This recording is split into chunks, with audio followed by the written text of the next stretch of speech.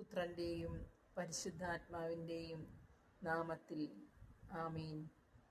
ഈശോ മിശിഹായ്ക്ക് സ്തുതിയായിരിക്കട്ടെ, ഇപ്പോഴും എപ്പോഴും സ്തുതിയായിരിക്കട്ടെ. സ്നേഹമുള്ളവരെ, ഇന്ന് പാരായണം ചെയ്യുന്ന സുവിശേഷ ഭാഗം വിശുദ്ധ ലൂക്ക എഴുതിയ സുവിശേഷം 6-ാം അധ്യായം 36 മുതൽ 38 വരെയുള്ള തിരുവചനങ്ങളാണ്.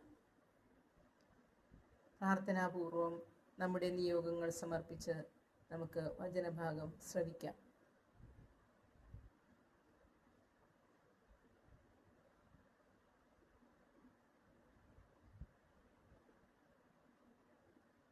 നിങ്ങളുടെ പിതാവ് കരുണയുള്ളവനായിരിക്കുന്നത് പോലെ നിങ്ങളും കരുണയുള്ളവരായിരിക്കുവിൻ. നിങ്ങൾ വിധിക്കരുത്, നിങ്ങളും വിധിക്കപ്പെടുകയില്ല. കുറ്റാരോപണം നടത്തരുത്, നിങ്ങളുടെ മേലും കുറ്റം ആരോപിക്കപ്പെടുകയില്ല. ക്ഷമിക്കുവിൻ, നിങ്ങളോടും ക്ഷമിക്കപ്പെടും.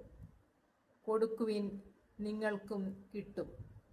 അമർത്തിക്കുലുക്കി നിറച്ചളന്ന് അവർ നിങ്ങളുടെ മടിയിൽ ഇട്ടുതരും. നിങ്ങൾ അളക്കുന്ന അളവ് കൊണ്ട് തന്നെ നിങ്ങൾക്കും അളന്ന് കിട്ടും. കർത്താവിൻ്റെ സുവിശേഷം. ക്രിസ്തുവേ, അങ്ങേക്ക് സ്തുതി.